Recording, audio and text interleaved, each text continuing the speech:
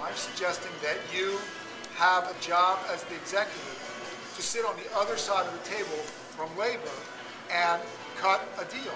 And the priorities that, the deals that you cut, the budget that you make shows your priorities in life, and particularly in hard times.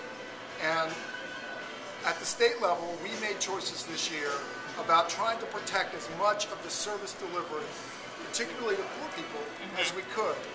And we didn't give raises out. We didn't give cost of living adjustments out this year. Now there's raises that are buried in the system where someone gets a promotion, and, but we didn't give raises, didn't negotiate them. We didn't approve them in the legislature. In fact, we rolled back from contracts that the governor had suggested because that was not the right priority in this hard time.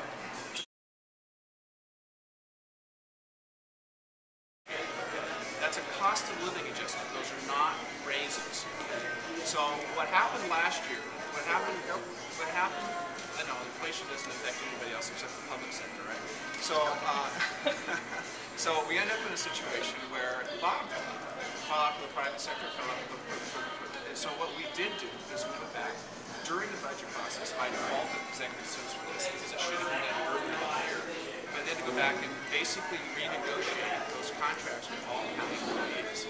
And that cost of living, when they got all done, it ended up being a 1% cost of living adjustment. So that's how we saved $10 million in general fund monies to help solve our $93 million problem. We've got to find a way to use the purchasing power of the county to drive down healthcare costs. Whether we adopt different models where we offer employees the option to do things that are less expensive for basic health in order to save the county and themselves some money. We've got to do that because simply continuing to throw money at the traditional healthcare system is a dead end. No matter how you look at this, you're going to have to make substantial cuts in the general fund. Right. Or we're going to have to make substantial cuts and we're going to have to deal with revenue issues. Okay. And that's the big issue here. So yes, we have cut $200 million out of the general fund over the last decade. And we still have this problem. We still have this problem. It's true, but I mean, you know, $500,000 here and $1 million there is nothing to be sniffed at. And that's the way that we. I had no trouble with that revenue package I put out on the table. Clearly, I wouldn't have put it out there if I didn't think it was the right piece of policy to do. Now, I can put out all of the options in one bill at a committee, so we have all the tools.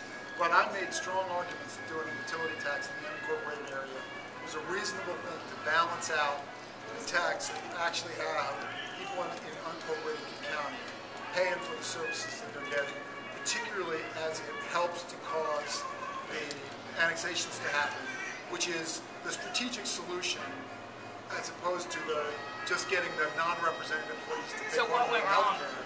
What went wrong on that? On just getting a unified revenue solution, all these different parts of the bill that we got a lot of parts through. We got the flexibility parts through. We got one part giving them some taxing authority that Dow doesn't like, but it doesn't require a constitutional amendment to pass. They created 75 cents authority nickel. Because it worked for other counties. Right. So we didn't. So we gave them some flexibility in use of property tax. Property tax. That's all we keep getting handed over and over and over. Property tax and sales tax. You've got mentally ill people on the street. You've got drug dependency people on the street. We're just measuring effort. We, as we used to do, we'd arrest all of them and throw them in the jail, and when they came out, we'd do it. That's exactly what we used to do, and we changed that. We dramatically changed that almost a decade ago. We said there's a lot of people in the jail that don't need to be there. We can turn their lives around, make them more productive citizens, and cost the taxpayers less. We did that. We began to measure who's in that jail. And you still have a high-cost facility. Tim said everybody out of the pool. Right. No. And you guys said no. We said that's ridiculous. Now Curtis said, okay, we'll give you an extra 3 years, cities. I think that's insufficient because they have to keep moving forward with their jail planning and terrifying all these neighborhoods all over the county. They're going to get stuck in the jail. Okay. And talking about spending $1 zillion on building new hard cells. We Okay. should be putting a fraction of that money into alternatives to incarceration. Okay. The problem is there is some expansion that's going to need to happen over the next 20 years. Okay. The cities in the South End would not be building their own jail if they did not believe that they had people that they had to put into jail. They were scared, one, that there wouldn't be a place to put them in, because the county's been incredibly inconsistent about their policy about will there be space, won't there be space. The cities cannot get left on their own. Okay. Well, no, None of let us- me finish. Let me None of us finish. disagree. Ron just So- went in the wrong direction. Okay. We all agree with that. So this has been It was unfortunate. This is historic in how, and the cities look at that and say, all right, we're scared about the risk here, and wow, the costs of doing this are much better if we do this ourselves. Susan Hutchison is, presumably going to go through unless something changes dramatically. And she's running as a change agent, whether you agree with her or not. That's going to be her pitch to voters. How can either of you been in the county forever? You talk about signing off on all these I budgets. have not been in the county forever. You've been in the That county is for a not true. little I've served while. in the House, All right, in all the right, all right. Senate, in this But decade, my in question this is this: century. how can either of you credibly claim to be a change agent? I have been working hard for change since I arrived at the county council. I already told you about the performance measures. I'm the guy who authored, regardless of what you've heard, I'm the guy who authored the whistleblower legislation we just passed. I'm the guy who pushed to get rid of the animal shelter when it was no longer working. I have been pushing against the unbelievable inertia that's developed within the institutions of county government since I got there. I've been terribly frustrated by it.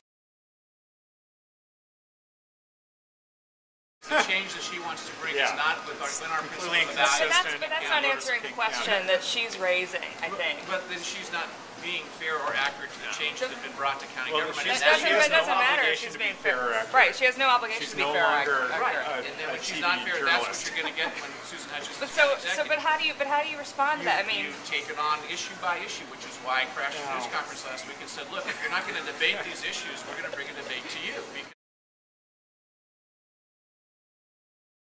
Because she's coming in now saying, hey, all these changes are going to be made. What changes, Susan? Show us what we're not doing. I think she's got a point though, which is to ask, how do the guys who've been on the council, who voted for these budgets, want to change King County?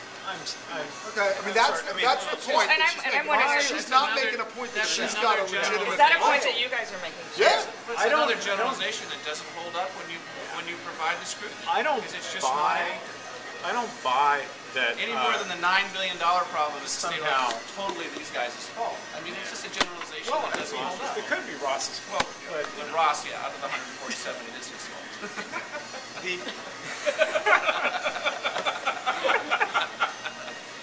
We're all learning from Just each happens. other.